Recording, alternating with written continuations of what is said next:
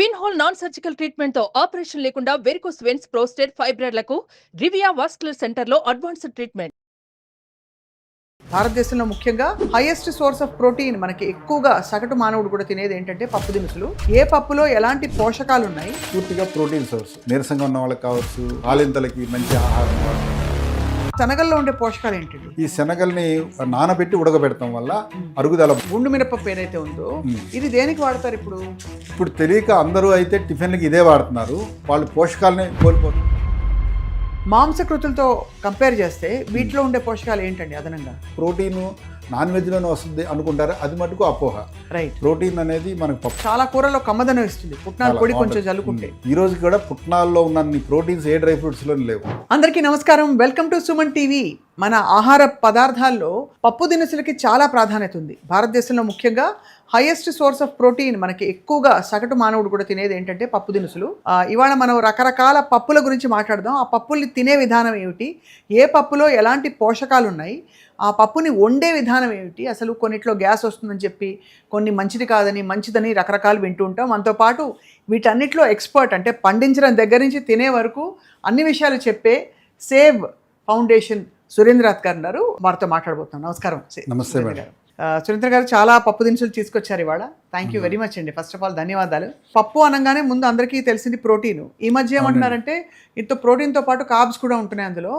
ఉత్త పప్పు ప్రోటీన్ అనుకుని మోసపోకండి అంటున్నారు డాక్టర్లు కూడా కొంతమంది. మీరేమంటారు? పప్పు ధాన్యాలు అనేది ప్రోటీన్ సోర్స్ అండి, మనకి తరతరాలుగా వస్తున్నదే. అయితే దీన్ని వండుకొని తినే విధానాలు, దాని కాంబినేషన్ ఇవి మనం మర్చిపోయామేమో, లేకపోతే మనం సరిగా గుర్తించడం లేదేమో, అందులో లోపం ఉంది. అది పప్పు ధాన్యాలు అనేది మనకి మంచి ప్రోటీన్ సోర్సు. ఇది తరతరాలుగా ఉన్నదే. ఇదివరకు పెద్ద పెద్ద కుటుంబాల్లో అయితే, ఎక్కువ ఉమ్మడి కుటుంబాలు కాబట్టి మనకి కావాల్సిన పప్పు అంతా కూడా 20 కిలోలు 25 కిలోల పప్పు తీసుకుని నిల్వ ఉంచేవారు. అవును, వ్యవసాయ ఆధారంగా ఉన్నప్పుడు డ్రమ్ముల్లో లేకపోతే అలా నిల్వ ఉంచేవారు. అవునండి. ఇప్పుడు అసలు నిల్వ ఉంచడానికి వీలు లేకుండా మనకి పురుగు వచ్చేస్తున్నాయి. అలా ఏమంటారు, ఏం పురుగులండి అవి? ఎగురుతూ ఉంటాయి, రెక్క పురుగులు, రెక్క పురుగులు, అవి అలాంటి పురుగులు వచ్చేస్తున్నాయి. అసలు పప్పుని నిల్వ ఉంచాలంటే ఏం చేయాలి చెప్పండి? చాలా సులువు అండి. పూర్వము వ్యవసాయ ఆధారంగా ఉన్నప్పుడు ఏం చేసేవాళ్ళు అంటే వచ్చిన దాన్ని ముందు తినడానికి భద్రపరుచుకునేవాళ్ళు. ఆ క్రమంలో దాని మీద పొట్టు ఉంటుంది కదా. ఇప్పుడు మినుములు ఉన్నాయనుకోండి, మినుముల మీద పొట్టు ఉంటుంది, పెసర్ల మీద పొట్టు ఉంటుంది, కంది మీద పొట్టు ఉంటుంది. ఈ పొట్టే దానికి రక్షణ ప్రకృతి పరంగా. సో ఆ పొట్టుగా ఉన్నప్పుడు అది 1 సంవత్సరం కాదు, 2 సంవత్సరాలైనా ఏం కాదు, తడవకుండా ఉండాలి అంతే. పురుగులైతే దాన్ని ఏం చేయలేవు. ఎప్పుడైతే దీని పొట్టును మనం ఒలిచినప్పుడు పప్పు అనేది ఎక్కువ కాలం నిల్వ ఉండదు. ఇప్పుడు అంతా పప్పు అయిపోయి ఇంట్లో అది పూర్వం తిరగలి సాయంతో అందరూ దాన్ని పొట్టు అప్పటికప్పుడు తీసుకొని అలా చేసుకునే పద్ధతులు ఇళ్లలో ఉండేవి. ఇప్పుడు అలా లేవు కదా. మార్కెట్లోకి వచ్చేసరికి ఏమవుతుందంటే ఆ పప్పు ఎక్కువ కాలం నిల్వ ఉండదు కాబట్టి నిల్వ ఉండడానికి ఏమైనా కలపడము ఇట్లా ఉండి ఈ సమస్యలు వస్తున్నాయి. అయితే ఈ గింజల్ని మనము బూడిద కలుపుకొని, ఏదైనా పిడక కాలిస్తే వచ్చే బూడిద వాటిని కలుపుకొని ఒక కుండలో పోసేసుకొని మళ్ళీ బూడిద వేసేసి దాన్ని పైన వస్త్రం గట్టిగా 2-3 మడతలు వేసి తాడితో కట్టేసేస్తే అది సంవత్సరమైన నిల్వ ఉంటాయి. అవసరం మేర తీసుకొని వాడుకోవచ్చు. ఇదో పద్ధతి. పప్పుని ఏంటండి బాగా 2-3 సార్లు బాగా కడగాల? మనం అయితే పప్పు ధాన్యాలు అయితే మనం చేసుకునేది ఒక తీరు. బయట కొన్నప్పుడైతే నిల్వ ఉండడానికి వాటికి చాలా కలుపుతారు కాబట్టి కలుపుతున్నారా? కొన్ని పొడులు కావచ్చు నిల్వ ఉండడానికి. ఇప్పుడు గ్రైండింగ్లో ఇప్పుడు చాలామంది ఇడ్లీ దోశలకి గుండు మినపప్పు వాడతారు. అవును. సో దానికి ఒక పౌడర్ కలుపుతారు అనమాట, గ్లైడ్ అంటే జారుడు స్వభావం రావడానికి. మిల్లింగ్లో కొన్ని నూనెలు కలుపుతారు, మళ్ళీ నిల్వ ఉండడానికి కొన్ని కలుపుతారు, బొరాక్స్ లాంటివి. సో ఇవన్నీ పోవాలంటే మనం 2-3 సార్లు కడగడం మంచిది. పప్పుల్ని మామూలుగా నానబెట్టి వండాలంటారు. అవునండి. నిజమా? అది నానబెట్టి వండడం బెటర్ అంటారా, లేక? నానబెట్టి వండడం మంచిదండి. ఏదైతే మనం కొన్ని అరిగించుకోలేని పదార్థాలు లాంటివి ఉంటాయో ఆ నానబెట్టినప్పుడు ఆ నీళ్ళలోకి అవి వెళ్ళిపోతాయి. కాబట్టి నానబెట్టిన నీళ్ళు డిస్కార్డ్ చేసేయాలి. వండుతున్నప్పుడు వచ్చిన నీళ్లు డిస్కార్డ్ చేయకూడదు. అది పార్షియల్లీ డైజెస్టెడ్ ప్రోటీన్స్ ఉంటాయి, అవి తాగితే కూడా మంచిది. పూర్వం దాంతో మన వాళ్ళు కందికట్టు లాంటివి చేసేవాళ్ళు. సో నానబెట్టాలి మంచిది. నానబెట్టిన నీళ్ళు డిస్కార్డ్ చేయాలి. ఇప్పుడు అసలు అంటే ఎక్కువ కుక్కర్లలో వండేస్తున్నారు కదా పప్పుని, కందిపప్పుని. అవునండి. సో కుక్కర్లో వండటం వల్ల మనం కొన్ని మిస్ అవుతున్నామేమో. అది ఒకేసారి 2-3 వండడం వరకు ఒక కంఫర్ట్ లెవెల్ ఒక తీరులో ఉంటే, ఇంకో తీరులో ఏమవుతుందంటే ఆ పప్పు వండుతున్న క్రమంలో కొంత నురగలాంటి పదార్థం పైకి వస్తుంది. అవును. దాన్ని పూర్వము అమ్మమ్మలు నానమ్మల దగ్గరుండి తీయించేవాళ్ళు అనమాట. అది అరిగించుకోలేని ప్రోటీన్స్ అందులో ఉంటాయి అన్నమాట. సో వండుతున్న క్రమంలో పైకి వస్తున్న నురగలాంటి దాన్ని తీసేస్తారు. తీసేసిన తర్వాత దాన్ని మనం తినడానికి అనుకూలంగా అవుతుంది. ఇక్కడ చాలా రకాల పప్పులు మనం చూస్తున్నాం. అవునండి. అన్నీ కూడా పొట్టున్న మినువులు మొదలుకొని ఇదిగో చూస్తున్నాం ఎంత బాగున్నాయో చూడడానికి. అలాగే అసలు మొలకలుగా ఈ మధ్య చాలా మంది తింటున్నారు, మంచిది. ఇది కొంతైనా మొలకలుగా తింటున్నారు. అవునండి. ఇది ఎప్పుడైనా దాల్ మక్కని లాంటి కొంచెం స్పెషల్ డిషెస్ హోటళ్లలో తినడం మినహా తినలేదు. ఇది మహారాష్ట్రలో వాడినంత మన వాళ్ళు వాడలేదు, ఇడ్లీ దోశలకు వాడుతున్నారు. ఇక్కడ గుండు మినపప్పు తీసుకొచ్చినట్టున్నారు. ఇది అంతేనా? మామూలుగానండి మనకి గుండు మినపప్పు ప్యాకెట్లలో వచ్చినప్పుడు ఇంకా తెల్లగా ఇంకా పెద్దగా ఉంటాయి. ఏంటి వెరైటీ ఏమిటి ఇలా ఇంత తెల్లగా ఉండడానికి కారణం దానికి ఒక పౌడర్ లాంటిది కలపడమే, అందుకే దాన్ని కడగాలని చెప్తున్నాం. అయితే గుండు మినపప్పు కంటే కూడా పొట్టు మినపప్పు నానబెట్టిన పొట్టు ఉన్న హోల్ గ్రెయిన్ కూడా నానబెడితే దానిలో మొలక మొదలవుతుంది కదా, మొలకే తోలుని తీసుకుని వస్తుంది. సగం తోలు మనం తిగులుతాం, సగం ఉన్నా పర్వాలేదు, అట్లా వాడుకోవడం ఉత్తమం. అసలు పొట్టులో పోషకాలు చాలా ఉంటాయండి. పొట్టులో అనే కంటే పొట్టు కింద ఒక జిగురు పదార్థం ఉంటుంది. అయితే నానబెట్టినప్పుడు అందులో జీవం మొదలవుతుంది అనమాట. అలా దాంట్లో సహజంగా ఉండే కొన్ని హార్మోన్స్, ఎంజైమ్స్ లాంటివి ఉంటాయి కదా, ఆ జిగురు పదార్థం అది సహజంగా ఉంటుంది, నానబెట్టినప్పుడు వస్తుంది అది. సో గుండు మినపప్పులో అది మనం కోల్పోతున్నాం. అది ఈ గుండు మినపప్పు దేనికి వాడతారు, అలాగే ఈ పొట్టు మినపప్పు దేనికి వాడతారు, అలాగే మామూలు మినపప్పు ఏదైతే ఉన్నారో చాయపప్పు అంటాం, చాయపప్పు అది దేనికి వాడతారు? ఇప్పటికీ అంటే విశేషం ఏంటంటే మన కల్చర్ని ప్రిజర్వ్ చేయడానికి కొన్ని పద్ధతులు ఉంటాయని తెలుసుకోవడానికి చాలా సులువుగా మనం అర్థం చేసుకోవచ్చు. తిరుపతి వడలు ఇప్పటికీ ఆ పొట్టు ఉన్న హోల్ గ్రెయిన్ మినుములతోనే చేస్తారు, బాగా పెద్దగా వడ ఏదైతే వస్తుందో ఇప్పటికీ దాంతోనే చేస్తారు. అందులో కూడా పొట్టు ఉంటుంది. అలా హోల్ గ్రెయిన్తో చేయడం వల్ల అందులో ఉన్న పోషకాలు కొన్ని ఉంటాయి, రుచి అనేది ఒకటి ఉంటుంది. అయితే ఇంట్లో చేసుకునే పద్ధతులు సులువు అయిన పద్ధతుల్లో మనం ఎదుర్కోవడం వల్ల కొన్ని విధానాలు పోతున్నాయి. కాబట్టి దీన్ని మనము వడలు చేసుకోవడానికి బాగుంటుంది, హోల్ గ్రెయిన్ ఉన్న మినుముల్ని. అలాగే పొట్టు మినపప్పు ఉన్నది, ఇడ్లీ దోశలకి ఇది పొట్టు మినపప్పు కరెక్ట్. ఈ మధ్య వాడుతున్నారు, బాగా కొంచెం బాగానే పెరిగినాయండి.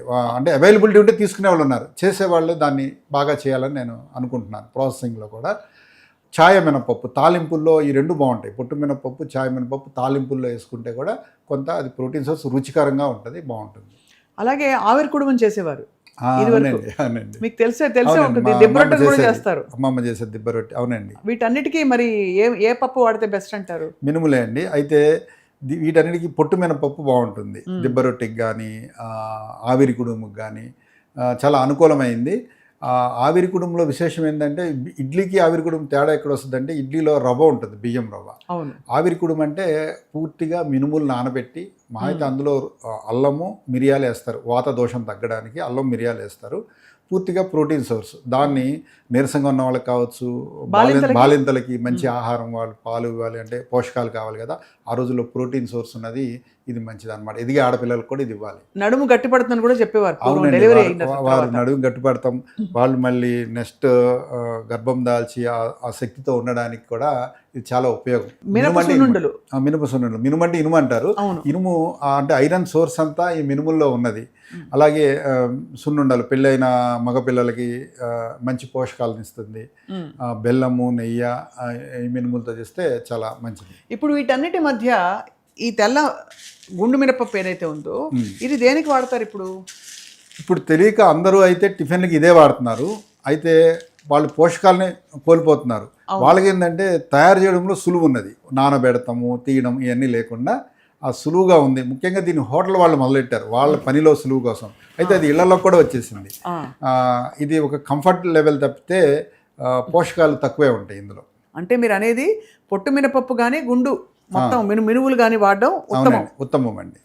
తాలింపులకి వీటికి మిగతా వాడుకోవచ్చు. అది చాలా బాగుంది.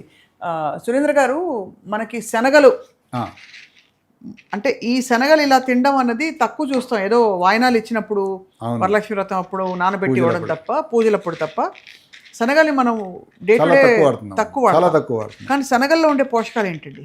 శనగల్లో ఏ పప్పు ధాన్యంలో ప్రోటీన్స్ ఉన్నాయి, అలాగే ఇందులో కూడా చక్కగా ప్రోటీన్స్ ఉన్నవి. ఈ శనగల్ని నానబెట్టి ఉడకబెడతాం వల్ల అరుగుదల బాగుంటుంది. చాలా ఇప్పుడు ప్రసాదాలుగా ఇవి పెడతా ఉండేవాళ్ళు. నానబెట్టిన శనగల్ని ఉడకబెట్టి జీలకర్ర తాలింపు పోపు పెట్టి ఇలా ఇస్తుండే. అది ఒక పూట తినడం ఆహారంగా చాలా మంచిది. అవును. అయితే గ్యాస్ వస్తుంది అంటారు కదా, గ్యాస్ ఎప్పుడు వస్తుంది అంటే పచ్చివి కొన్ని తిన్నప్పుడు గ్యాస్ వస్తుంది. అంటే ఇది తిన్నప్పుడు మళ్ళీ కొంత గ్యాప్ తీసుకొని పచ్చివి అంటే ఫ్రూట్స్ కానీ వెజిటబుల్ సలాడ్స్ కానీ తింటే ఆ టైంలో తినకుండా ఉంటే ఆ గ్యాస్ ప్రాబ్లమ్స్ రాకుండా ఉంటాయి. అలాగే రాత్రిపూట కాకుండా పొద్దున అల్పాహారంలో దీన్ని తీసుకుంటే బాగుంటుంది. అలాగే వాత దోషం తగ్గించడానికి దీనికి కూడా బాగా నెయ్యి వేస్తే మంచిది అంటారు శనగల్లో. నిజం అది? నెయ్యి కానీ కొబ్బరి నూనె కానీ తాలింపు పెడతాం మన నువ్వుల నూనె తాలింపు ఆ విధంగానే ఉంటుంది. కొంత తగ్గిస్తుంది తగ్గిస్తుంది డ్రైనెస్ ఏదైతే ఉందో. ఎందుకంటే బేసిక్గా దీని లక్షణం పొట్టలోకి వెళ్ళాక పొట్టలో ఉండే నీరంతా అది పీల్చేసుకుంటుంది. బాగా నానబెట్టకపోతే ఇంకా కష్టం. అవును, అందుకే ఇవి తిన్న తర్వాత 1.5-2 గంటలు ఖచ్చితంగా నీరు తీసుకోవడం అనేది ప్రాక్టీస్ చేయాలి. అలాగే మజ్జిగ తీసుకోవడం ఇవన్నీ మంచిది ఆ వాత దోషం లాంటివి తగ్గించడానికి. ఇప్పుడంతా చోలే భటూరే అని చెప్పి వాటిలో కూడా ఎక్కువ తింటున్నారు. వాటితో పాటు దానికి పక్కనే దానికి ఫ్రెండ్ అని చెప్పొచ్చు ఈ శనగలకి, తెల్ల శనగలకి. ఈ శనగల్లో ఫైబర్ ఎక్కువ ఉంటుంది అంటారా? నిజం? అవునండి, ఫైబర్ ఎక్కువ ఉంటుంది, పోషకాలు కూడా బాగుంటాయి. దీన్ని పొద్దున్నే నానబెట్టుకొని బెల్లంతో తినడం ఒక ప్రాక్టీస్. కొన్ని లివర్ ప్రాబ్లమ్స్ తగ్గడానికి అలా తినడం ఒక ప్రాక్టీస్. అల్పాహారంలో ఒక 2-3 రోజులు తీసుకున్నా, రెగ్యులర్ కాదు, అలా ఒక అల్పాహారంలో చిన్న చేంజ్తో నానబెట్టుకొని బెల్లంతో తినడం ఒక పద్ధతి. చాలా బాగుంది. అయితే సురేంద్ర గారు, ఈ పెసల కేటగిరీ, పెసరపప్పు సులువుగా అరుగుతుందంట, నిజం అది? అవునండి, పంటకాలం తక్కువ ఉంటుంది, దాన్ని రైతులకు కూడా మంచి పంట అవకాశం ఉంటుంది. అలాగే పెసలు సులువుగా అరుగుతాయి. మనం కూడా పూర్వం వడపప్పు వాటిలో చూస్తే కనుక దీన్ని తీసుకునేవాళ్ళు, ఉపవాసం ఉండేవాళ్ళు కూడా దీన్ని తీసుకునేవాళ్ళు. కానీ ఈ వడపప్పుకి పెసరపప్పు పొట్టు లేని పప్పు వాడతారు సహజంగా, లేదా పొట్టు ఉన్న పెసరపప్పు వాడినా బాగానే ఉంటుంది. నానబెడితే పొట్టు సులువుగానే వచ్చేస్తుంది. ఏదైనా పొట్టు ఉన్నది వాడటమే మంచిది మొత్తం తీసిన దానికంటే. పెసరట్లకు కూడా ఇది చాలా అనుకూలం. పెసరట్టు తెలుసో తెలియకో పొట్టు లేని దాంతో వాడుతున్నారు. ఇది మంచి డైట్ ఫైబర్తో కూడా ఉంటుంది. మీరు అన్నారు కదా ప్రోటీన్స్ వాడితే మళ్ళీ డైజెషన్ ప్రాబ్లమ్స్ ఇవన్నీ రాకూడదు అనుకుంటే పొట్టు కూడా కొంత ఉండాలి. ఆ ఫైబర్ ఉంటుంది కాబట్టి కొంత గట్ బ్యాక్టీరియా కామ్ డౌన్ అయిపోతుంది. అవునండి. పొట్టుతో ఉండే పెసరపప్పు ఉంటుంది, ఎల్లో కలర్లో పసుపు రంగులో. ఏది మంచిది? పొట్టుతో ఉన్నదే మంచిదండి. మిల్లింగ్ చేయడం వల్ల అది ఎల్లో కలర్లో వస్తుంది అన్నమాట, పైన పొట్టు పోయి. అయితే ఇప్పుడు పొట్టు కొన్ని ఇప్పుడు మనం యాక్చువల్గా కట్టె పొంగల్ చేసుకోవాలి, పొట్టు ఉన్నదే కరెక్ట్. కొంతన్న పొట్టు పోయినా కొంతన్న ఉంచాలన్నమాట. మొత్తానికి రిఫైన్డ్ వాడుతున్నాం, చక్కెర పొంగల్లో కావచ్చు, కట్టె పొంగల్లో కావచ్చు. కొన్ని కూరలు వండుతాం, కొన్ని కూరలు కాంబినేషన్లో, పాలకూరలో కావచ్చు, అరటికాయ కూరలో పెసరపప్పు వండాలంటే పొట్టుదే కరెక్ట్. మనకి కట్టె పొంగల్ ఏదైతే తిరుమలలో దొరుకుతుందో వేడిగా పొద్దున్నే పెడతారు సుప్రభాత దర్శనం తర్వాత, అది వాళ్ళంతా పొట్టు ఉన్నదే వాడతారు. పొట్టు నానబెట్టి కొంత పొట్టు తీస్తారు, కానీ పొట్టు ఉన్నదే నానబెడితే వచ్చే లక్షణం వేరు. బయట మామూలుగా మొత్తం పొట్టు తీసి అమ్ముతారు కదా, అలాంటివి తీసుకొస్తే అది నానితే ఆ గ్రెయిన్ సైజ్ చూస్తే రెండింటికి చాలా తేడా ఉంటుంది. సో అయితే మనం రైతుల దగ్గర కానీ సరైన ఆర్గానిక్ సోర్స్లో కొనుక్కునే ఈ పప్పులకి స్విగ్గీలోనో ఇన్స్టామార్ట్లోనో మనకి దీనిలో ఆర్డర్ పెట్టే సూపర్ మార్కెట్ పప్పుకి చాలా తేడా ఉందంటారు. అయితే చాలా తేడా ఉందండి. రైతు దగ్గర హోల్ గ్రెయిన్ దొరుకుతుంది ఎప్పటికీ. రైతు కూడా మొత్తము గ్రెయిన్స్ అమ్ముకుంటే ఆయనకు ఆదాయం ఉండదు, కొంత నిలవ పెట్టుకోవచ్చు గ్రెయిన్స్. వాడిని పప్పుగా అంటే పొట్టు ఉన్న మినపప్పుగా, పొట్టు పెసరపప్పుగా చేస్తే వారికి కొంత ఆదాయం, అలాగే వారు నలుగురికి మంచి ఆహారం ఇచ్చిన వాళ్ళు అవుతారు. కాబట్టి ఈ పొట్టు రూపంలో ఉన్న తీసుకోవడానికి అవగాహన పెంచుకోవాలి అందరూ. అవును, అది చాలా ఇంపార్టెంట్. అందుకే వాళ్ళ పప్పులన్నింటినీ డిస్కస్ చేద్దాం అనుకున్నాం. ఇవి కూడా మనకి ఎక్కువగా ఏదో అలసందలు వడలు చేస్తారు, బాగుంటుందండి. కూరల్లో కూడా వండుకోవచ్చు, కానీ ఎక్కువగా ఎక్కువ మంది ఇష్టపడతారు. ఇది కూడా నానబెట్టేసి అదే అల్లం పచ్చిమిరపకాయలు అన్నీ వేసి చక్కగా వడలు అలా చేసుకోవచ్చు అండి. చాలా రుచిగా ఉంటుంది, రొట్టెగా కూడా చేసుకోవచ్చు. ఇది కాకుండా వీటిలో ఏమి పొట్టు అని అంటూ ఆప్షన్స్ ఉండవు కదండి. అంటే టెక్స్చర్ పల్చగా ఉంటుంది, త్వరగా ఉడికిపోతుంది, అది సమస్య కాదు. మినుముల దగ్గర ఎక్కువ ఉంటుంది కాబట్టి తీయడానికి అలవాటు పడ్డారు. కందుల మీద పొట్టు ఎక్కువ ఉంటుంది కాబట్టి తీయడానికి అలవాటు పడ్డారు. అలాగే చిక్కుడు గింజలు ఇలా ఉంటాయని అసలు నాటు చిక్కుడులో ఇది ఒక రకము. ఇది ఒక రకం. అయితే గింజలు ఇలా ఉంటాయి. కూరగాయల్లో మనం ప్రోటీన్స్ ఉండమనుకుంటాం కదా, కూరగాయల్లో ప్రోటీన్స్ అంటే చిక్కుడు మరి ప్రోటీన్ సోర్స్ అన్నమాట. అవును. ఇది చక్కగా కూరల్లో తినచ్చు. కాకుండా ఈ గింజలు కూడా విడిగా పోషకాలు ఉంటాయండి. ఇప్పుడు మనకి రాయలసీమ, తెలంగాణ కొన్ని చోట్ల అనుములు, అనపకాయలు అని అంటారు.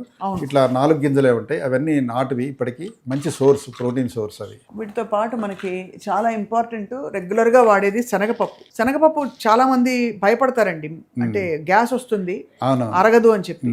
సో దీని గురించి ఏంటండి మీ చాలా మంది ఇప్పుడు తాలింపులకే పరిమితం చేసాం మనం పచ్చిశనగపప్పుని. అవును. పచ్చిశనగపప్పుతో కూరలు వండుకోవచ్చు మనం. అది కూరల కాంబినేషన్ వల్ల ఆ గ్యాస్ రాదు. ఇప్పుడు బీరకాయ శనగపప్పు నానబెట్టి దాన్ని కలుపుకుంటాం. బీరకాయ కావచ్చు, పొట్లకాయ కావచ్చు, ముఖ్యంగా పచ్చి బొప్పాయికాయ. పచ్చి బొప్పాయికాయ బాలింతలకు పెట్టేవాళ్ళు పూర్వం. సో పచ్చి బొప్పాయికాయ ఇది మంచి కాంబినేషన్. గ్యాస్ ఉంటే కూడా తగ్గిస్తుంది ఆ కాంబినేషన్. ఈ కాంబినేషన్ లేకపోవడమే సమస్య. తినే విధానంలో, వండుకునే విధానంలో మనం కొంత కోల్పోయాం పైనుంచి వచ్చిన నాలెడ్జ్. అలాగే కూరగాయ లేనప్పుడు ఇవన్నీ పప్పు కూరలే చేసుకుంటారు అన్ని అవును తాలింపు వేసుకుని. అవునవును. ఇప్పుడు కొందరు ఒక శనివారం నాడు కొందరు కూరగాయలు తినరు, లేకపోతే కట్టిపేరుతో కొయ్యరు. ఇలా చాతుర్మాసంలో మొదటి నెల పప్పు అంటే కూరగాయలు తినరు. అప్పుడు ఇట్లా కొబ్బరి, పచ్చిశనగపప్పు, ఇట్లాంటి కొన్ని కూరలు ఉన్నాయి మనకి, వడపప్పు, ఇట్లాంటివన్నీ మన పోషకాలు తక్కువ శ్రమతో, తక్కువ ఎఫర్ట్స్తో, తక్కువ టైంలో అది అయిపోతుంది.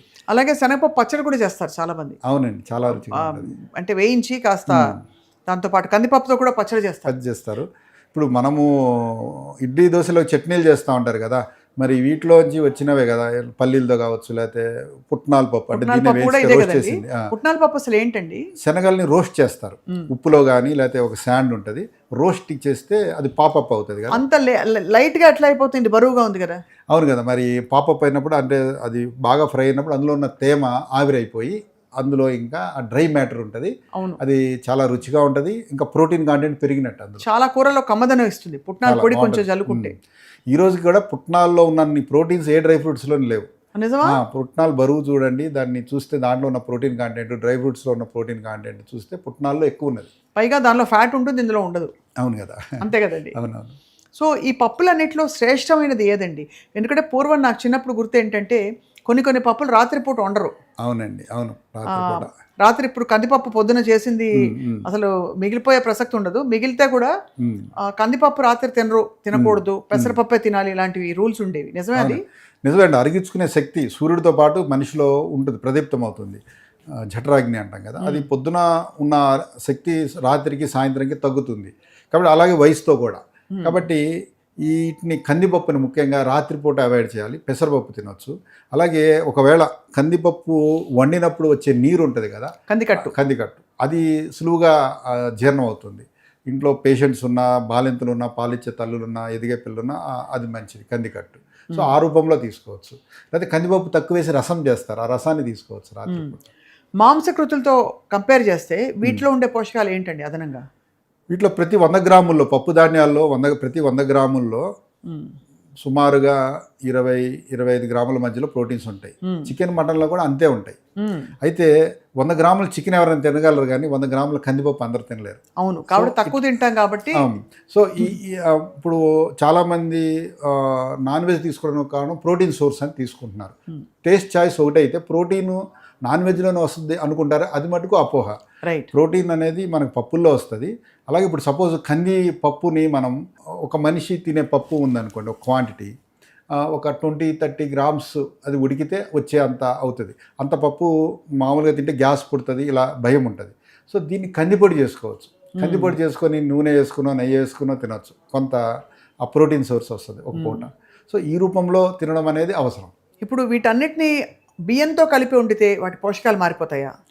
మనకి డాక్టర్లు ఇప్పటికీ చెప్తారు, ఏమన్నా ఆరోగ్యం బాగోపోతే కిచిడీ తినమని చెప్తారు. పాత డాక్టర్లు అందరూ చెప్తారు కిచిడీ. మరి కిచిడీలో అయితే మరి పెసరపప్పే ఉంది, సులువుగా అరుగుతుంది, మంచి పోషకం. కాబట్టి కూరగాయలు, పప్పులు, అంటే బియ్యం, ఈ 3 కలిసిన సంపూర్ణ ఆహారం కిచిడీ అనమాట. కాబట్టి బియ్యంతో కలిస్తే తగ్గడం అనేది మన రిసిప్ట్స్ని మనం గమనిద్దాం. కిచిడీ ఉంది, కట్టె పొంగలి ఉంది, అందులో పెసరపప్పు ఉంది, చక్కెర పొంగల్ ఉంది, ఇవన్నీ సులువుగా అరిగాయి, బియ్యంతో కలిపారు. ఇప్పుడు బియ్యంలో కాంబినేషన్ కూడా 1:2 ఏదో కాంబినేషన్ చెప్తారు మన పప్పులకి, అది ఫాలో అయితే మంచిదే. అయితే బయట ఇడ్లీలు ఈరోజు ఏమైపోయినాయి అంటే రవ్వలే ఎక్కువ, 4% కార్బోహైడ్రేట్స్, 1% పప్పు ధాన్యాలు ఉండటం వల్ల ఈ కార్బోహైడ్రేట్స్ పెరగడం వల్ల అందుకు అది వస్తుంది తప్పితే, మనం ఇళ్లలో కానీ అంతా చేసుకున్నదైతే ఒకటి పప్పు వేస్తే 2 బియ్యం వేస్తాం, రవ్వ వేస్తాం. ఈ కాంబినేషన్ పర్ఫెక్ట్ కాంబినేషన్. ఈ మధ్య అంటే మనం చూస్తున్నాం, మీరు అన్నట్టుగా ఇడ్లీలు కూడా రంగు మారి బ్లాక్ కలర్ ఇడ్లీ, కొంచెం గ్రే కలర్లో రాతి రంగులో ఉండే ఇడ్లీలు కనిపిస్తున్నాయి. బహుశా అది పొట్టుపప్పు అయి ఉంటుంది. నేను అనుకుంటున్నా అది మిల్లెట్స్తో కొందరు చేస్తున్నారేమో, రవ్వలు కూడా కావచ్చు. అయితే అక్కడక్కడ నల్ల పుట్టు కనిపిస్తుంది. పుట్టు మినపప్పుతో చేయడం చాలా మంచి పని అండి. ఆ పుట్టు మినపప్పుతో గనక ఇడ్లీ చేస్తుంటే అది ఉత్తమమైనది. నిజంగా వాళ్ళకి అరిగే తీరు కానీ అది బాగుంటుంది. ఇప్పుడు వాతం చేస్తుంది లక్షణం మినుములో సహజంగా ఉంది, అయితే పొట్టు ఉన్నప్పుడు అది తగ్గుతుంది కొంత. మొత్తం గుండు మినపప్పు పడితే ఆ లక్షణం ఎక్కువ అవుతుంది. ఈ పప్పుల్ని పొయ్యి మీద ఫుల్గా కుండలో ఉడికించడానికి, కుక్కర్లో విజిల్ పెట్టడానికి, ఇంకా దేనిలోనూ ఇన్స్టెంట్ కాదు వండే విధానం ఏంటి సురేంద్ర గారు? మంచి విధానం అయితే ఎప్పటికీ నానబెట్టి వండుకోవడమే అండి. ఆ వండడం కూడా కుండలో వండడం, మట్టిలో వండడం శ్రేష్టం ఎప్పటికీ. అయితే ఎవరి కంఫర్ట్ లెవెల్స్, అవైలబిలిటీ, సమయాలు వారిని బట్టి కస్టమైజ్ చేసుకుంటారు కాబట్టి కుండలో వండలేని వాళ్ళు ఇత్తడి గిన్నె అట్లీస్ట్ నెక్స్ట్ ఆప్షన్గా. సో కుండలో లేదంటే ఇత్తడి గిన్నెలో వండుకోవడం మంచిది. అయితే అది కూడా నీళ్ళలో ఉడకబెడితే ఓపెన్ అంటే కుక్కర్లో కాకుండా, ఇది బెస్ట్ మెథడ్ వండడానికి. వర్షాకాలంలో ఏ పప్పు తింటే ఉత్తమం? సో వర్షాకాలం అనే కంటే ఈ వర్షాకాలం బిగినింగ్లో ఇప్పుడు మనం ఈ పప్పు ధాన్యాలు చక్కగా తీసుకోవచ్చు. రేపు ఎప్పుడైతే చలికాలం అంటే వర్షాకాలం ఎండ్ అయిపోయి చలికాలం వస్తూ ఉంటుందో అప్పుడైతే ఈ పప్పు ధాన్యాలు కాలం ప్రకారం అప్పుడు తగ్గించుకోవాలి. ఒక్క నెల తగ్గించుకొని మళ్ళీ చలికాలం మొదలుతున్నప్పటి నుంచి మళ్ళీ తీసుకుంటాం. అంటే వర్షాకాలం ఎండింగ్లో అంటే మనకి దసరా, దీపావళి ఆ టైంలో అయితే పప్పు ధాన్యాలు ఎందుకు తగ్గించుకోవాలంటారు? అంటే ఆ కాలానికి తగ్గట్టుగా అరిగించుకునే శక్తి, దానివల్ల వచ్చే ప్రమాదాలు. అయితే చాతుర్మాస దీక్షలు కూడా చివరి నెల పప్పు ధాన్యాలు తీసుకోరు, అది ఆ సమయంలోనే వస్తుంది. అయితే మరి వింటర్లో మాత్రం మనకి పప్పు దినుసులు మంచిది అప్పుడు, ఎందుకంటే అరిగించుకుని శక్తి ఎక్కువ అవసరం పడుతుంది చలి వల్ల, అంతేనా? సో అయితే ఇవి పప్పుల గురించి మాట్లాడాము. ఇవి కాకుండా మనకి ఉత్తమమైన పోషకాలు ఇప్పుడు అన్నీ కూడా పొళ్ళల్లో కల్తీలు, పసుపులో కల్తీ, కారంలో కల్తీ అంటున్నాం. ఉత్తమంగా మనం ఎలా దాన్ని కేర్ తీసుకోవచ్చు సురేంద్ర గారు?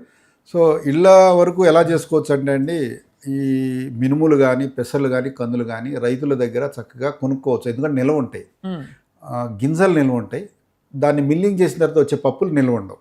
అది కాబట్టి ఒక పద్ధతి ఏంటంటే, మనం వాళ్ళ దగ్గర బల్క్లో 20 కిలోలో 50 కిలోలో ఎవరి అవసరాన్ని బట్టి వాళ్ళు కొనుక్కొని మూటలుగా కట్టుకొని బూడిద కలుపుకొని నిల్వ పెట్టుకోవచ్చు, లేకపోతే కుండలో పెట్టుకొని నిల్వ పెట్టుకోవచ్చు.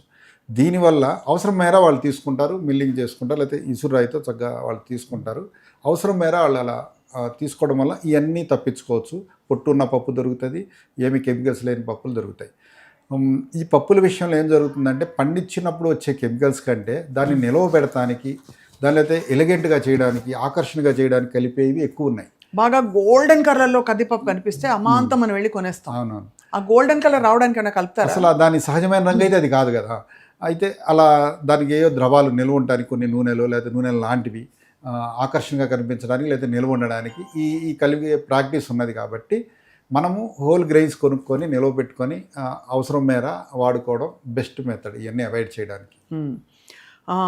60 ఏళ్ళు దాటిన వాళ్ళకి ఈజీగా అరిగే పదార్థాలు పెట్టాలంటారు. అవునండి. పప్పు దినుసులు వాళ్ళు తినొచ్చు అంటారా? ఇవాళ రోజులు అసలు ఎవరికి ఏ రూల్స్ లేవు. అవునండి. 70 ఏళ్ళు వచ్చినా కూడా ముసలోళ్ళు అంటే కోపం వస్తుంది చాలా మందికి. సో మనం అంటాం, పెద్ద వయసు పెరిగా కూడా వాళ్ళు చిన్నపిల్లలాగా అంటారు కదా, మానసికంగా కావచ్చు, కేర్ కోరుకోవడంలో కావచ్చు, అరుగుదలలో కావచ్చు. అదే దాన్ని అప్లై చేయొచ్చు. మనం సెరిలాక్ అని ఇప్పుడు వాడుతున్నాం, పూర్వం గుజ్జనగూడ అని ఇలాంటివి ఉండేవి. అంటే పెసరపప్పుని ఏపి రవ్వ చేసేవాళ్ళు, బియ్యాన్ని ఏపి రవ్వ చేసేవాళ్ళు, దాన్ని ఉడికిపించి అన్నప్రసాదం అయినప్పుడు పెట్టేవాళ్ళు. సో ఎవరికైతే అరుగుదల సమస్య ఉందో వాళ్ళు దీన్ని ఖచ్చితంగా పెసరపప్పుని ఇలాగే ఫ్రై చేసి వాడుకోవచ్చు. అలాగే ఇందాక మనం చెప్పుకున్నప్పుడు పప్పులను ఉడకబెడతాం, ఉడకబెట్టినప్పుడు వచ్చే నీరు వారికిస్తాము, పప్పుని యంగ్స్టర్స్ తినొచ్చు. సో ఈ విధంగా కూడా ప్రోటీన్స్ని వాళ్ళు పొందొచ్చు. చంటి పిల్లలకి అన్నప్రాసన అయ్యాక ఎప్పుడు పప్పు పెట్టచ్చు? వారికి అన్నప్రాసన అయిన తర్వాత మనం ఇందాక అనుకున్న 1:2 రేషియోలో అలా పెసరపప్పుని మటుకు ముందుగా అలవాటు చేయాలి. ఒక 3-4 నెలల తర్వాత తదుపరి కందిపప్పు.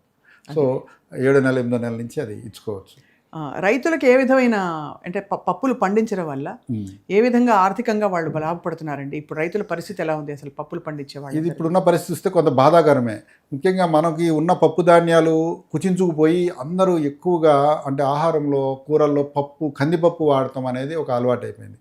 పైగా ఈ కందిపప్పు మన అవసరాలకి మన దేశంలో అన్నీ పండుతాయి, కానీ బాధాకరం ఏంటంటే ఇంపోర్ట్ చేసుకొని వాడుతున్నాం. ఇంత డైవర్సిటీ, ఇంత జీవ వైవిధ్యం, ఇన్ని రకాలు ఉన్నాయి మన దేశంలో. అయితే మనం కందిపప్పుని ఇంపోర్ట్ చేసేసుకుంటున్నాం. అయితే ఇంత డైవర్సిటీ ఉన్నప్పుడు వారంలో 2-3 అన్న కొన్ని మార్చుకొని వాడటం వల్ల రైతులకు, స్థానికంగా అవి పండించే రైతులకు ఆదాయం వెళ్తుంది, మన అలవాట్లు, మన ఆరోగ్యానికి కావాల్సిన కంట్రిబ్యూషన్ జరుగుతుంది. కాబట్టి పప్పుల్లో ఉన్న డైవర్సిటీని అందరూ తెలుసుకొని వాటిని తగుమేర వాడితే బాగుంటుంది. తప్పకుండా. ఐ థింక్ ఇవాళ నుంచి మీరు 5-6 రకాల పప్పులు చూపించారు. రోజుకు ఒకటి చొప్పున తిన్నా కూడా చాలా మంచిది. ఖచ్చితంగా అండి. అలాగే మనం కూరలోనే కాదు, దాన్ని ఇప్పుడు పొడి చేసుకొని దాన్ని తినవచ్చు. అలాగే టిఫిన్లో తింటున్నారు కొందరు, టిఫిన్లో తినవచ్చు, నానబెట్టుకొని పచ్చివే తినవచ్చు. అంటే ఈ రూపాలు రకరకాలుగా, రోజు పప్పే అనిపించకుండా పిల్లలకు బోరు కొట్టకుండా పొద్దునో మధ్యాహ్నం సాయంత్రం ఏదో చోట వీటిని ఇంక్లూడ్ చేసుకొని చక్కగా తినొచ్చు. అంటే సాయంత్రం పిల్లలు స్కూల్ నుంచి వచ్చాక స్నాక్ ఏంటంటే ఇప్పుడు ఈ కుర్కురేలు అవి ఇవి పెట్టకుండా శనగలు. అవునండి, మెడ్రాస్లో ఉండేది ఆ కల్చర్, సుండల్ అని ఇస్తారు. అంటే ఇప్పుడు ఐ థింక్ మళ్ళీ కొందరు గుర్తిస్తున్నారు. అంటే పాత పద్ధతులు బాగున్నాయి. చూస్తే బస్ స్టాండ్లో బఠానీలు, శనగలు, ఉప్పు శనగలు ఇలాంటివి మళ్ళీ దొరుకుతున్నాయి ప్యాక్లో. అవును చాలా బాగున్నాయండి. వీటన్నిటిని అసలు పప్పు దినుసులే చాలా గొప్పవి. సరిగ్గా రైతుల దగ్గర కొనుగోలు చేసిన సేవ్ లాంటి అంటే సంస్థల దగ్గర కొనుగోలు చేస్తే మరింతగా స్వచ్ఛమైన రూపంలో దొరుకుతాయి మనకి. నిజంగానే మీరు అన్నట్టు అట్రాక్టివ్గా కనిపించడం ఒక ఎత్తు అయితే, ఇవి చిన్నగా ఉన్నాయి చూడండి గింజలు, కానీ పోషకాలు మాత్రం వీటిలోనే ఉంటాయి. పోషకాలు పప్పిస్తాం ఒకటైతే అండి, ఆర్థిక అవసరం మన దేశంలో రైతులు పంట పండిస్తారు కదా, ఒకసారి పప్పు ధాన్యాలు వేస్తే ఆ మట్టిలో ఆ మొక్కల మీద ఉండే సూక్ష్మజీవులు కొన్ని నత్రజని అందిస్తాయి కదా. ఈ విధంగా ఆ పంటకి తదుపరి పంటకు కూడా ఈ నత్రజని డిమాండ్ తగ్గుతుంది. అంటే యూరియా లాంటివి కొందరు వేస్తారు, వాటి డిమాండ్ తగ్గుతుంది. మొక్కకు కావాల్సిన పోషకాలు సహజంగానే సూక్ష్మజీవులే తయారు చేసుకుంటాయి ఈ పప్పు ధాన్యం. కాబట్టి ఒక పంట కంపల్సరీ ఇది వేయాలి. తప్పకుండానండి. అప్పుడప్పుడు మినపప్పులో చేదు వస్తుందండి. ఇప్పుడు ఇది తిన్నాను, చాలా బాగుంది. మినపప్పులో చిన్న చేదు లాంటిది ఎందుకు ఉంటుంది అంటారు? అది నాకు తెలిసి ఆ పండించే తీరు వల్ల, లేకపోతే దాని మీద కలిపిన జల్లిన వల్ల ఆ చేదు అయి ఉండొచ్చు. అవును. ఇప్పుడు బాగా హెర్బిసైడ్స్ వినియోగం బాగా పెరిగిపోయింది విచ్చలవిడిగా. అంటే హెర్బిసైడ్స్ అంటే కలుపు మందులు అంటాం కదా, వీటిని ఇప్పుడు మినప పంటలో మినుము తప్ప వేరేది ఏది పెరిగినా చనిపోవాలి. సో ఈ మినుముల మీద అది బాగా జరుగుతుంది. మినుములు అసలు తేమ మీద బతికేస్తాయి. అయితే ప్రాబ్లం కలుపు అనమాట. ఈ కలుపు కోసం అది కొట్టేసే పరిస్థితి వచ్చింది. అయితే దీన్ని కూడా లైన్ ఆర్గనైజ్డ్గా ఒక లైన్లో ఇప్పుడు జల్లేసే పద్ధతి అనమాట. జల్లేస్తే అనీవెన్గా పడతాయి, బాగా పెరుగుతాయి, పంట వస్తుంది, బాగానే ఉంది. కలుపు వస్తే చంపేయడానికి హెర్బిసైడ్ వేస్తున్నారు. ఇలా కాకుండా ఒక లైన్ సోయింగ్ చేసుకొని దాన్ని ఒక డిస్టెన్స్ మెయింటైన్ చేస్తే కలుపు అట్లీస్ట్ మొదటి 30 రోజుల్లో కలుపు తీసేస్తే తర్వాత కలుపు రాదు. ఆ విధంగా హెర్బిసైడ్ వాడే పరిస్థితి తగ్గుతుంది. కాబట్టి ఇది గమనించుకొని రైతు స్థాయిలోనే అది కంట్రోల్ చేస్తే బాగుంటుంది. కానీ మీరు అన్నట్టుగా వీటిని ఉత్తమంగా వండే పద్ధతి నానబెట్టుకుని ఆ నీళ్లు పారబోయాలి. అవునండి. వీలైతే ఓపెన్ పొయ్యి మీద వండుకుంటే ఉత్తమం. ఆ నొరగ వస్తే అప్పుడు తీసి పడేయచ్చు. అవునండి, అవకాశం ఉంటుంది. అదే కుక్కర్లో అంటే మనకు అవకాశం ఉండదు. అది చాలా బాగుంది సురేంద్ర గారు. మీరు ఎంత జ్ఞానాన్ని పంచుతున్నారు. అంటే మీరు తెలుసుకున్న విషయాలు, మీరు స్వయంగా రైతు అవ్వడం, అలాగే ఆర్గానిక్ అంటే మీకు స్వచ్ఛమైన పదార్థాలు ఎక్కడి నుంచి సేకరించాలో మీకు తెలుసు. కాబట్టి తప్పకుండా మిమ్మల్ని ఐ థింక్ సుమన్ టీవీ ప్రేక్షకులు సంప్రదిస్తారు. ఏమన్నా వాళ్ళు ఇలాంటి పదార్థాలు తెప్పించుకోవాలన్నా కూడా.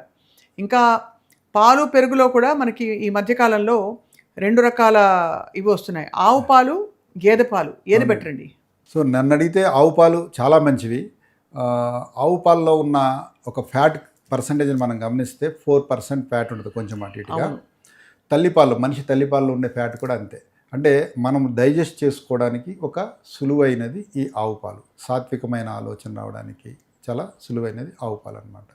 గేదె పాలు కొంచెం ఫ్యాట్ ఎక్కువ ఉంటుంది. దానికి తగ్గట్టుగా శారీరక శ్రమ చేయాలి. అంటే బాడీ బిల్డింగ్ చేసేవాళ్ళు, వస్తాదులు అది తాగడానికి అర్హులు, అంత పని చేస్తారు. కాబట్టి బాడీ బిల్డ్ చేయడానికి వాళ్ళకి అది అర్హత ఉంది, చక్కగా తాగు. నెయ్యి కూడా అంతేనండి? ఆవు నెయ్యి గేదె నెయ్యిలో తేడా ఉంటుందా? ఉంటుందండి. ఆవు నెయ్యి కూడా మీకు బ్లడ్ బ్రెయిన్ బ్యారియర్ దాటి వెళ్ళి అక్కడ దాన్ని కావలసిన పోషకాలను అందించడంలో, మెదడుని చురుకుగా ఉంచడంలో, సాత్వికమైన ఆలోచనలు ఇవ్వడంలో ఆవు నెయ్యి ఉత్తమమైంది. ఆవు నెయ్యి రోజుకి ఎంత తినచ్చు అంటారు? ఏ విధమైన ఆరోగ్య సమస్యలు లేని వాళ్ళు, మామూలుగా అడల్ట్స్ ఒక 25 గ్రాముల వరకు తీసుకోవచ్చు. ఏం ప్రాబ్లం ఉండదు. అన్నంలో వేసుకున్నా, కూరలో వేసుకున్నా అదే 2 స్పూన్లు. 25 గ్రాములు అంటే బహుశా ఇంత 5 స్పూన్లు అంటే అంత వస్తుంది. ఈ కప్పులో చూసుకుంటే మనకి సింపుల్గా అంటే ఇప్పుడు కూరకి తాలింపు పెడతామండి, పప్పు తాలింపు పెట్టాలి, ఆవు నెయ్యితో పెట్టుకుంటే అయిపోద్ది. అంతే. ఆవు నెయ్యి కంటే ఇంకా గొప్పది వెన్న అండి. ఆవు వెన్న, ఏదైనా వెన్న అనేది చాలా గొప్పది. ఆ వెన్న ఎలాంటిదంటే పెరుగు, ఇంట్లో పాలు పెరుగు అవ్వాలి, ఆ పెరుగుని చిలికితే వచ్చే వెన్న ఉంది కదా, ఇది అన్నిటికంటే ఉత్తమమైంది. ఇప్పుడు అంతా కల్తీ పన్నీర్లు వింటున్నాం, దానికి ప్రత్యామ్నాయం ఏంటి? మీరు ఎప్పుడు అంటూ ఉంటారు ఒక మాట, పనీర్కి ప్రత్యామ్నాయంగా కొందరికి పనీర్ పచ్చి పాలది, అంటే పాలని అది బ్రేక్ చేసేయడం వల్ల వచ్చేది పనీర్. అయితే పాలను ఆర్గనైజ్డ్గా కొన్ని సూక్ష్మజీవులు, ఒకే రకమైన సూక్ష్మజీవులు పెట్టి చేస్తే వచ్చేది పెరుగు అనమాట. పెరుగు సాఫ్ట్గా ఉంది, పనీర్ గట్టిగా ఉంది, అందులో వాటర్ తీసేసాం. ఇదే పెరుగుని మనం హ్యాంగ్ చేస్తే, హంకడ్ అంటాం, లేకపోతే ముద్ద పెరుగు, ఒక బట్టలో వేసి పెడితే మస్లిన్ క్లాత్ అలా ఫిల్టర్ క్లాత్లు ఉంటాయి కదా, అందులో వేసి ఒక హాఫ్ అన్ అవర్ పెడితే వాటర్ కిందకు వచ్చేస్తుంది. సో ఈ పెరుగు చాలా మంచిది. ఏం చేయొచ్చు దాన్ని? ఈ పెరుగుని మనం చక్కగా ఏదైనా ఫ్రూట్ పల్ప్ కలుపుకొని తినడం ఒక పద్ధతి. దీన్ని శ్రీఖండ్ అంటారు సింపుల్గా. లేదా మనం లస్సీలా చేస్తాం కదా, అందులో 2 స్పూన్లు వేసుకోవచ్చు. లేదా ఇది కాకుండా కొన్ని కూరలు వండుతాం పూర్వము, పొట్లకాయ కానీ లేకపోతే బీరకాయ కానీ కొన్ని గ్రేవీ కర్రీస్ వండుతాం, వాటిలో దీన్ని వేసుకోవచ్చు. బాగుంటుంది రుచిగా. చక్కగా సింపుల్గా బెల్లం కలుపుకొని తినొచ్చు. అది సింపుల్ ప్రోటీన్, ఈజీగా డైజెస్ట్ అయ్యే ప్రోటీన్ ఉంటుంది. అండ్ మనకి కల్తీ పన్నీర్లు ఈ గొడవలు లేకుండా హ్యాపీగా సింపుల్గా అయిపోతుందని. అరుగుతుంది కూడా, పన్నీర్ అరుగుద్దో లేదు కానీ ఇది బాగా అరుగుతుంది ఈజీగా. ఇప్పుడు చాలా మందికి రోజుకి మినిమం 50 grams ఆఫ్ ప్రోటీన్ కావాలంటున్నారు. ఈ హంగాడ్ ఒక సింపుల్గా ఒక 150 grams తీసుకుంటే 15 grams అందులో సింపుల్ ప్రోటీన్ ఒక మీల్లో వచ్చేస్తుంది. అది చాలా బాగుంది సురేంద్ర గారు. సహజ సిద్ధమైన ప్రకృతి అనుకూలమైన విధానాల్లో పండించినవి తినడమే చాలా ఉత్తమం అని మీరు పదే పదే చాటి చెప్తున్నారు. సో ఈ వర్షాకాలానికి మా సుమన్ టీవీ ప్రేక్షకులకి మీ సూచనలు చెప్పండి. వర్షాకాలంలో వచ్చే చిన్న చిన్న జలుబు దగ్గులు ఇలాంటివి ఉంటాయి కదా, దాన్ని సులువుగా ఇంట్లో అందరూ చేసుకోగలిగింది చాలా సులువైనది మన దగ్గర ఉంది కరక్కాయ. కరక్కాయని సాండ్రాయి మీద అరగదీసేసి దాన్ని ఇంట్లో తేనె ఉంటే తేనె లేదంటే బెల్లం పాకం, దాన్ని బుగ్గన పెట్టుకోవాలి. సో ఇది జలుబు దగ్గు కఫ ప్రకోపం అంటాం కదా, అది రాకుండా సులువుగా ఆపుతుంది. లేదా గోరువెచ్చటి నీళ్ళలో దాన్ని తీసుకొని మింగకుండా కాసేపు ఇట్లా ఉంచుకొని మింగితే సులువుగా, అంటే ఈ వర్షాలకు వచ్చేది జలుబు దగ్గులు ఇలాంటివి కదా, దాన్ని ఉపశమనం కలిగిస్తుంది. లేదా ఇంట్లో సొంటి చేసుకుంటారు చాలామంది, సొంటే తేనె కలుపుకుని తిన్నా అది ప్రభావం బాగుంటుంది. సొంటి పొడి కూడా బాగుంటుందండి అన్నంలోకి. సొంటిని తేనెతో కలిపితే కఫం ప్రభావం తగ్గిస్తుంది. అదే సొంటిని నెయ్యితో, ఆవు నెయ్యితో కలిపితే పిత్త సమస్యలు తగ్గిస్తుంది. ఓహో, ఆ విధంగా.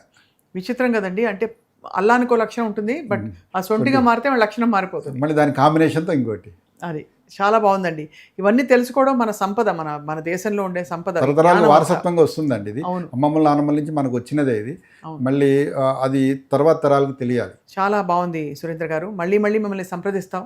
వివిధ అంశాలపై, ఆరోగ్య సూత్రాలపై, ఆహార వ్యవహారాలపై మీరు తప్పకుండా మా సుమన్ టీవీ ప్రేక్షకులకి బోల్డ్ విషయాలు చెప్పాలి. ఖచ్చితంగా అండి. చక్కటి అవకాశం. ధన్యవాదాలండి. మీకు నా ధన్యవాదాలు. నమస్కారం అండి.